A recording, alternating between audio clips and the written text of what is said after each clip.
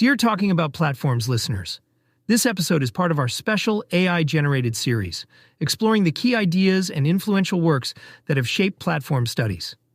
Let's get started. Value creation in innovation ecosystem. I love that paper. Oh, it's so good. It's a classic. This paper by Adner and Rahul Kapoor was published back in 2010 in the Strategic Management Journal. Wow, way back then. And let me tell you, it's still as relevant as ever. Oh, absolutely. I mean, it's one of those papers that really changed how we think about innovation. Yeah. It's not just about what happens inside a company, Right. but about the entire ecosystem that surrounds it. The whole network. You hit the nail on the head.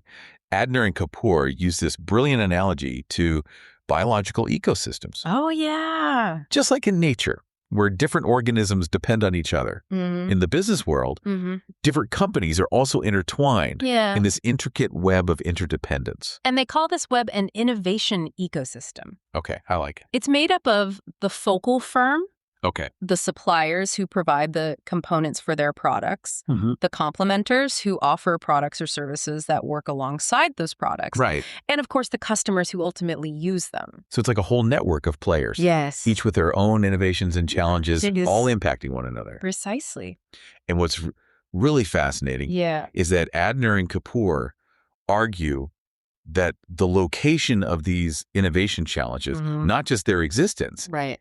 can make or break a company's success. That's the key insight right there. Now, to really bring this idea to life, Yeah. they focus their research on a specific industry, right? They did. Tell me more about that.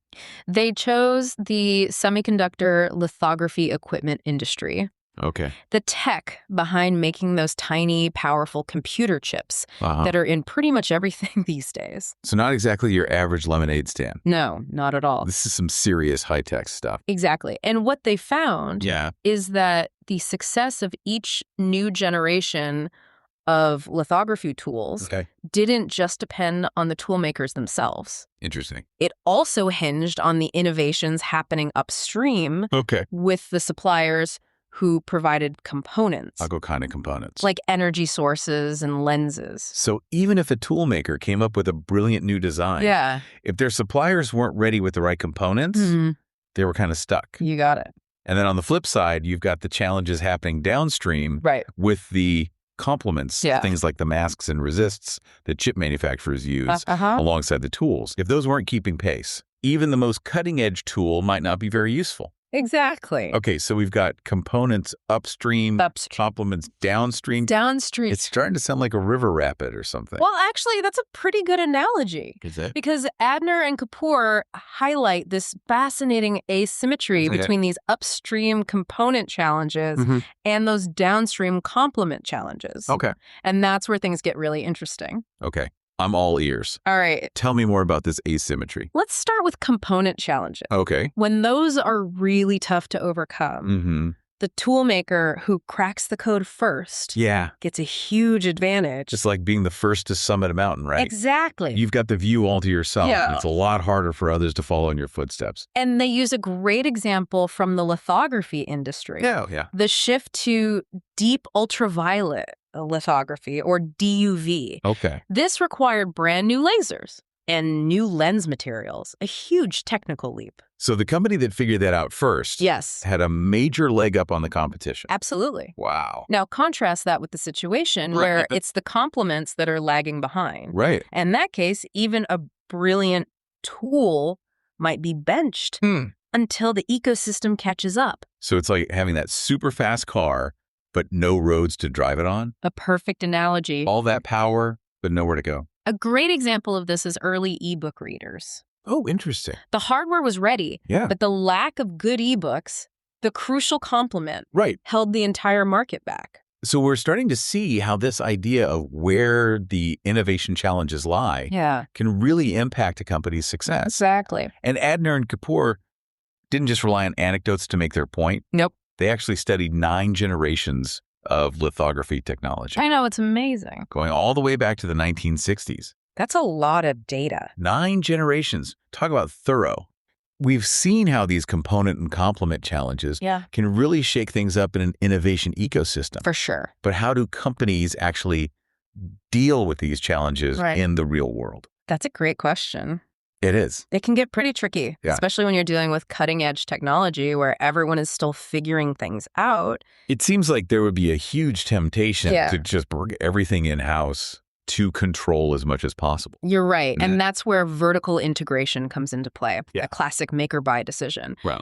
But what's so insightful about Adner and Kapoor's work is that they show how the effectiveness of vertical integration actually changes depending on where a technology is in its life cycle. So it's not just a one-size-fits-all solution. Not at all. Okay. Think about it. Yeah. In those early Wild West days of a new technology, the biggest risk isn't necessarily that a supplier is going to hold you hostage. Right. It's about solving the basic technical challenge. So can this thing even work? Exactly. Like, is it even possible? Yeah. So it's less about worrying about someone trying to squeeze you on price and more about just finding anyone who can help you make this crazy idea a reality. But then as the technology matures and those initial uncertainties fade, the game changes. Oh, so? Now, suppliers might start seeing their leverage, knowing that you're more dependent on them. Right. They might demand higher prices. Oh, so they can take advantage. Yeah, or try to hold up production to get a better deal. Oh, wow. So that initial scramble to just get the technology working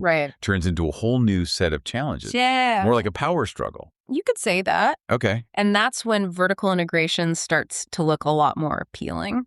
Okay, I see. It gives you more control over your supply chain and helps to protect you from those opportunistic suppliers. This is reminding me of those classic business school case studies. Oh, yeah. Like General Motors and Fisher Body.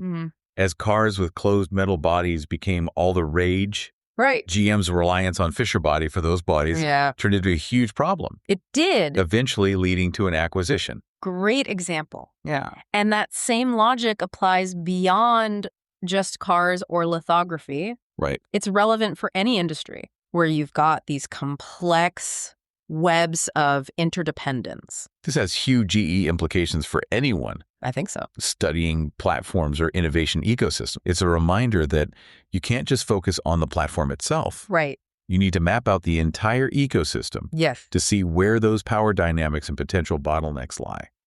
This framework is incredibly useful for thinking about how these component versus complement challenges might be shaping your own research areas. Well, let's not forget our policy folks. Yes, definitely. Understanding these dynamics can be crucial. Absolutely. For making smart decisions about investments and regulations. Imagine you're a policymaker trying to foster innovation in a field like renewable energy.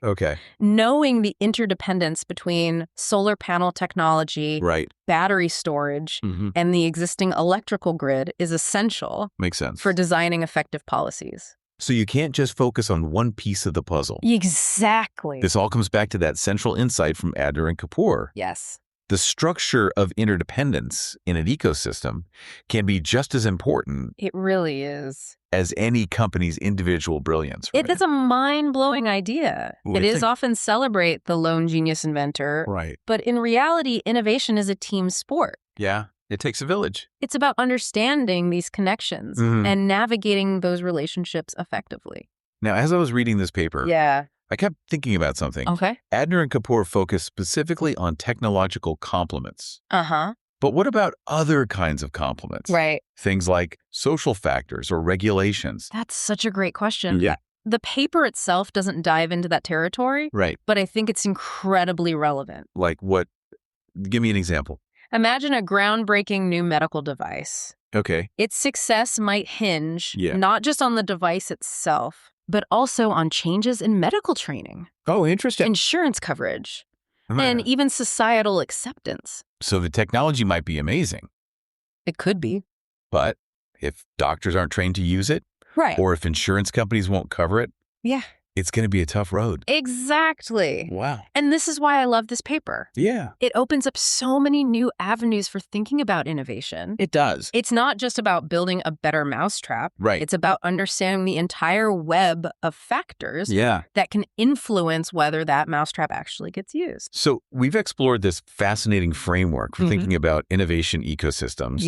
And we've seen how the location of those component and complement challenges can make all the difference. They can. All right, let's get down to the nitty-gritty. Okay. Adner and Kapoor analyzed the market share of lithography equipment firms across those 9 generations they studied. Mm-hmm. What did they find? Well, did their real-world data match up with their theories about component and complement challenges? The findings were really quite compelling. Oh, really? They found that in generations with high component challenges, the companies that entered the market early on ended up grabbing a much larger slice of the market share pie. So basically, if you're a tool maker in the lithography world, and you know your suppliers are going to have to pull off some serious innovation to provide the components you need. Exactly. It pays to be the first one to figure it all out.